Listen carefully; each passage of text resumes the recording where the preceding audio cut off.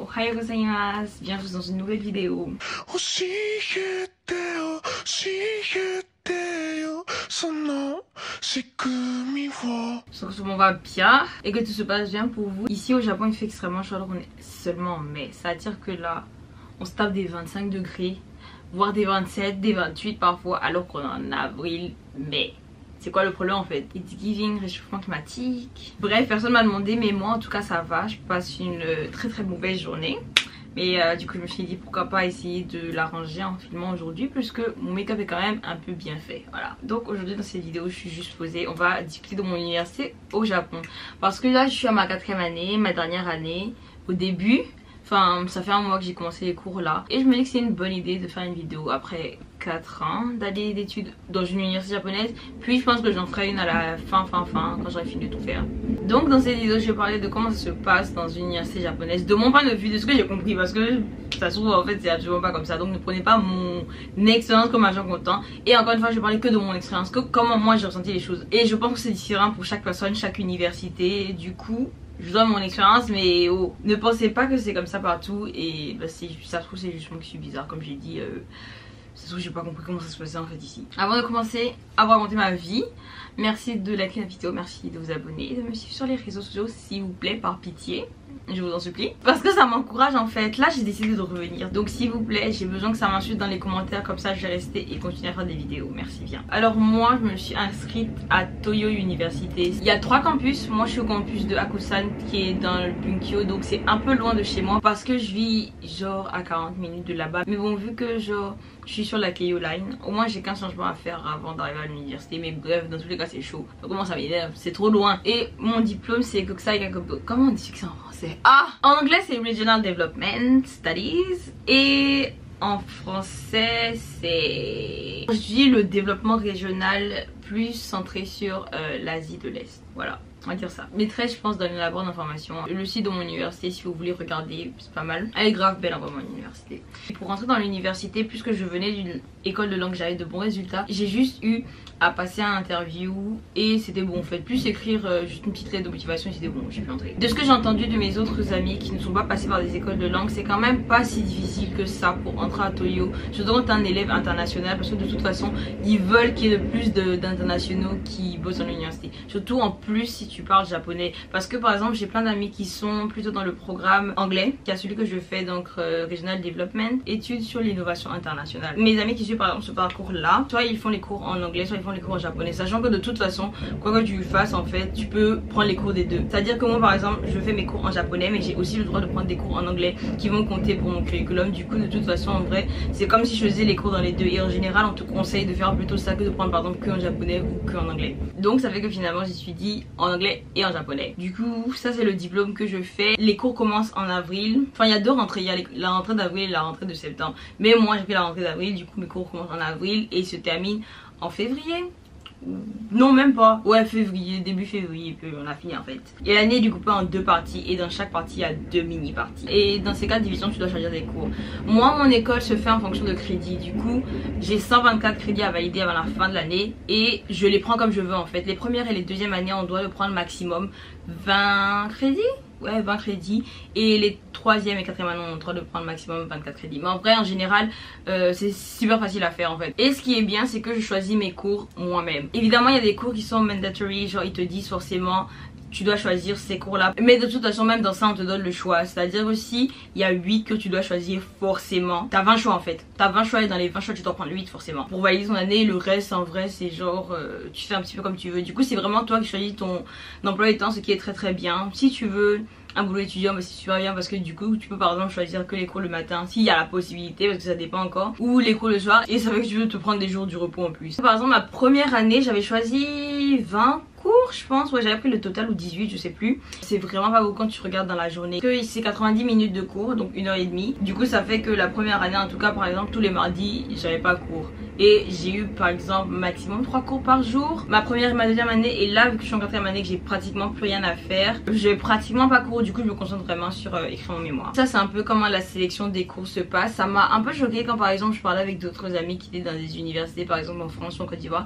et qui me disaient que entre guillemets les cours étaient imposés, qu'ils devaient choisir par exemple un peu le temps A ou un peu le temps B, alors que moi genre de A à Z je choisis tous mes cours. C'est à dire que même si à la fin en fait première année même je décide de faire qu'un seul cours du trimestre, donc ça va un seul crédit, c'est mon dos en fait, personne va venir m'attraper. Bon, les profs vont être un peu en mode c'est bête parce que c'est mieux de finir tôt, comme ça t'es sûr d'avoir tous les crédits pour pouvoir avoir ton diplôme, mais sinon en soi c'est faisable. Moi genre même en deuxième ou troisième année j'avais toujours pris en général près du maximum de crédits, mais je voyais des potes qui se tapaient 10 crédits puis c'était pas leur dos en fait. Là du coup les gens qui ont pris le plus de crédits en première année, bah, par exemple là j'ai des amis qui ont un cours par trimestre et c'est tout en fait.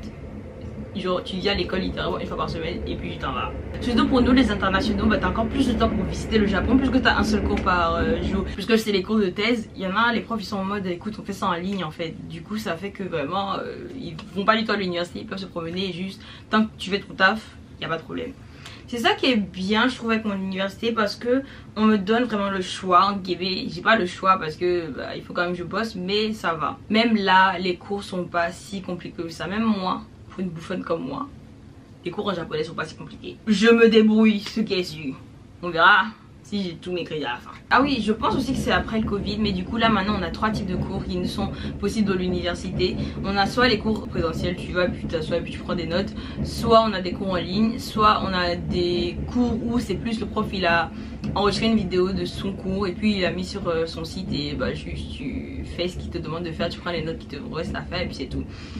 Et pour les examens qu'on a à faire, soit c'est des examens écrits, j'en ai vraiment pas eu tant que ça. Justement ça qui est bien c'est que entre guillemets, plus que j'ai choisi les cours, je peux voir ce que chaque cours propose. Et si par exemple j'ai envie de faire que des cours avec des tests écrits, bah, je prends que les cours avec des tests écrits à la fin du trimestre. En général on a soit des tests écrits, soit des rédactions à écrire et puis tu envoies au prof, soit on a des examens aussi en ligne en fait. Ça dépend des professeurs et de leur bon vouloir, parce que les examens en ligne en soi on les a pas tant que ça, les profs ne sont pas chauds pour faire ça. Ou sinon même quand c'est des examens en ligne c'est vraiment chaud, ça veut dire que le timing est timing en fait, genre ils te laissent pas, mais de façon générale je trouve que ça va.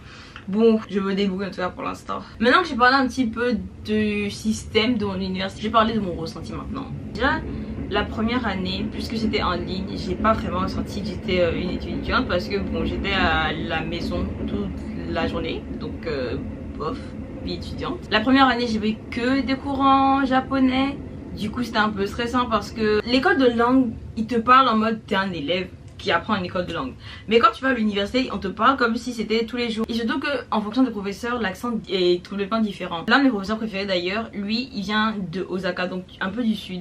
Son accent est complètement différent. Quand il parle la première année, oh mon dieu, je pouvais pas comprendre. Et même j'ai pris aussi ses cours qu'il faisait en anglais, même chose, genre il a toujours son accent qui fait que il faut se concentrer pour pouvoir comprendre. Du coup ça m'avait un peu stressé au début, et surtout parce qu'en fait je suis allée sur le campus pour faire des cours peut-être une fois ou 2 fois maximum, et le reste j'ai dû les faire en ligne. C'était un peu chiant, depression, anxiety, everything, parce que bah c'était ennuyé en fait. Mais après la deuxième année on a commencé à aller à l'université et franchement ça s'améliorait. Mais après j'étais quand même vraiment stressée parce que je connaissais personne en fait. J'avais jamais rencontré de gens, et le truc c'est que mon université est connectée à un lycée, c'est à dire que Toyo, mon université, du coup le nom il est le même pour une école primaire, un lycée et puis l'université. Si par exemple tu avais envie de rester dans cette université là, de faire toutes tes études avec le groupe Toyo, bah, tu commences à la maternelle et puis tu continues, et je pense que c'est plus facile pour toi Gamey d'avoir accès à l'université par exemple si tu viens du lycée Toyo. Du coup ça fait que par exemple plein de gens venaient du lycée Toyo, ils se connaissaient et moi je connaissais personne, et en plus de ça bah j'avais pas forcément, et là même actuellement en fait de toute façon je n'ai pas confiance en mon japonais, j'ai peur à chaque que je dis un mot, je suis en mode oh my god, j'ai l'impression que ça sonne super faux et super recherché alors que non, je me débrouille. Du coup c'est avec ma deuxième année slash première année, puisque c'est la première fois que je faisais des cours sur mon campus. La première semaine était quand même vachement stressante. l'anxiété était à son maximum. Mais après ça a commencé à s'améliorer, j'ai commencé à rencontrer des gens dans mes cours. Moi je suis quelqu'un genre, si je vais me parler, je peux te parler. Surtout que j'étais stressée la première fois. Vraiment tous les amis que je me suis fait c'est en général des gens qui sont venus me parler. Et merci à vous parce que sans ça I would have been alone, for real. Ma deuxième année c'est quand même vachement mieux passé. J'allais à l'université. En plus mon université est trop jolie. J'ai essayé de mettre des photos là. Mais mon université est trop jolie. Enfin j'aime trop la vibe. J'aime trop le fait qu'il y a plein d'endroits où tu peux rester juste pour chiller. La cafétéria aussi elle est pas mal. Enfin on a genre 3 cafétérias, ce qui est pas mal. D'ailleurs ça me fait penser, peut-être que je visite les autres campus. Parce que comme j'ai dit on a 3 campus et je suis allée qu'à un seul. Et je sais qu'à l'autre campus qui est pas trop loin du premier, celui où je vais, il y a une salle de sport et c'est là que les entraînements de boxe se font. Et comme j'adore aller au match de boxe de mon université, je me dis pourquoi pas. La deuxième année était beaucoup plus relax, je me sentais comme une étudiante en fait. C'était grave bien, tu vas à ton université, pour rentrer il faut que soit tu sortes ton badge. Par contre ça c'est chiant. Je sais pas si c'est comment dans les autres universités, mais il faut que tu sortes ton badge, il faut que tu montres que tu es un élève de l'université, alors que je suis en mode mais laissez-moi rentrer comme je veux en fait. On a aussi l'application sur le téléphone qui te donne accès à tes cours. La bibliothèque elle est grave bien fournie. Il y a aussi des magasins sur le campus. Du coup en vrai je restais beaucoup à l'université juste pour bosser, parce qu'il y a même une crêperie dans mon université. Du coup ça faisait que par exemple je pouvais manger, et c'est pas cher, je pouvais manger et juste je reste là-bas pour bosser. Donc franchement je me sentais beaucoup plus comme une étudiante, c'était grave bien. En plus j'ai pu participer pour la première fois au festival de mon université. C'était nul. Non, en vrai c'est une expérience, je ne le referai pas. Je suis allée une fois, je sais qu'à partir de maintenant je me casse, je ne vais plus là-bas. Mais quand même genre j'ai profité, c'était bien marrant, j'ai rencontré plein de gens. Les gens sont quand même vachement sympas. En tout cas dans mon université, j'ai pu me faire plus d'amis qui sont dans le même département que moi, parce que mon département est déjà international. Du coup ça fait qu'ils ont moins de problèmes à parler avec des gens qui ont un japonais très nul comme le mien par exemple, ou bien juste parler même en anglais. Parce que je pense que vous avez vu plein de vidéos, les japonais ils sont difficiles à approcher. Alors que au moins puisque je fais un degré qui est très international, ça fait que les gens qui sont dans mon département ont déjà un mindset un peu plus ouvert. Quand même je trouve que dans mon université les gens viennent quand même assez te parler. Par exemple il y a plusieurs fois où je suis restée manger tard avec des amis à l'université parce que la cafétéria ferme vers 22 h et que vu que c'est pas cher là-bas autant rester. Comme ça j'évite en plus le train qui est bondé à 18 h. Du coup je restais souvent là-bas et il y avait des gens qui venaient me poser des questions par exemple, ou bien juste être en mode ah genre ça va, comme ça tu vois. Du coup j'ai rencontré quand même plein de gens dans ma cafétéria ou juste pendant mes cours, ce qui est déjà pas mal. Maintenant ma troisième année en vrai c'est un peu pareil. J'ai commencé à avoir moins de cours parce que j'avais pratiquement validé tous mes crédits. Je trouve que moi mon université en tout cas j'ai pas nécessairement tant de pression que ça. Par exemple même avec le système d'absence, normalement quand tu es un étudiant international au Japon on te demande d'aller en cours, tu es obligé d'aller en cours parce que sinon tu te dégages en fait, sinon ça veut dire que tu fais quoi ici. Du coup moi mon université pour faire l'appel, puisqu'en général je suis dans les amphis et j'ai des classes de genre 100 élèves ou plus, en fait on a un code qu'il faut que tu rentres dans ton téléphone juste pour signaler que tu es là et ça fait l'appel à ta place. Sauf que c'est un code en fait, donc si mon allié est en cours et que je ne suis pas en cours, et bon le code c'est fini en fait, parce que le code est pareil pour tout le monde. Ça fait que c'est pas très compliqué de ne pas rater des cours, en tout cas pour moi, puisque j'ai toujours des amis dans pratiquement toutes mes classes. Enfin moins là parce que j'ai pris beaucoup plus de cours en japonais ce début de semestre là et que personne ne veut être avec moi, mais bref ça fait que pour le système d'absence, même si on te dit que tu dois aller à 70% des cours, c'est pas difficile de rater les 70% des cours, parce que soit en fait comme je l'ai dit il y a le code et on te demande d'entrer le code pour montrer que tu étais en cours, soit il y a un prof qui te dit à la fin des cours tu dois écrire je sais pas 500 mots où tu résumes un petit peu le cours, et si tu as des questions, du coup ça fait que même si je suis pas là, tant que j'ai les documents qui ont été présentés en cours, je peux toujours les relire en amont et écrire ça pour montrer que j'étais en cours même si je n'étais pas.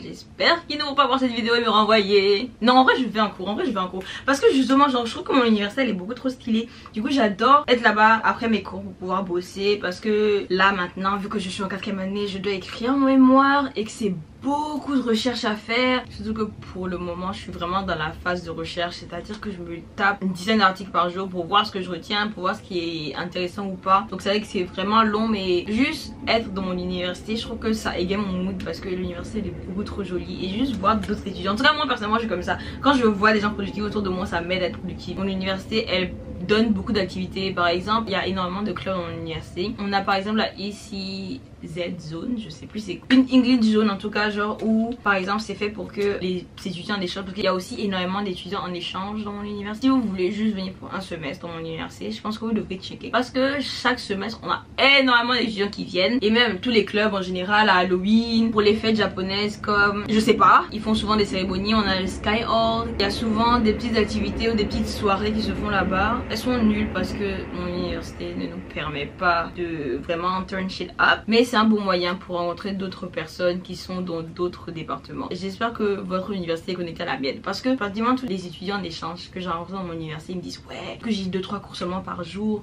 Là on a voyagé dans le nord du Japon ou dans le sud, genre même moi en fait des endroits je suis pas encore arrivée là-bas. J'ai des potes qui sont là, Okinawa ou bien à Hokkaido, alors que moi je suis pas encore arrivée là-bas. C'est quel genre de comportement ça? Justement parce qu'ils sont en échange, qu'ils ont moins de cours et que les cours dans mon université, surtout si t'es un élève en échange, c'est grave pas compliqué. Je regrette absolument pas mon choix d'être venue dans cette université. Je me sens quand même vachement à l'aise là-bas. Je trouve que l'administration aussi nous aide beaucoup quand même. On t'envoie tout le temps des mails pour des opportunités de stage, ou bien il y a toujours par exemple pour encore les étudiants internationaux, il y a des cours en plus en ligne qui vont être plus focus sur la langue japonaise, mais plutôt côté business, c'est à dire que tu vas apprendre plus de termes spécifiques au business, spécifiques à l'entrepreneuriat en japonais, des cours d'écriture, des essais, comme ça tu gagnes des prix et tout. Donc franchement mon université quand même, elle est pas mal. Je glande beaucoup parce que je suis une grosse procrastinatrice, mais côté activité on est grave servi. Et aussi ce qui m'a énormément étonnée quand j'ai vu mon université, c'est que je pensais pas qu'on était bon au sport, si bon en tout cas. Par exemple l'athlétisme, mon université apparemment est connu pour l'athlétisme. On est toujours dans le top 3 des championnats nationaux pour l'athlétisme, et aussi en boxe, parce que je vais énormément voir les matchs de boxe.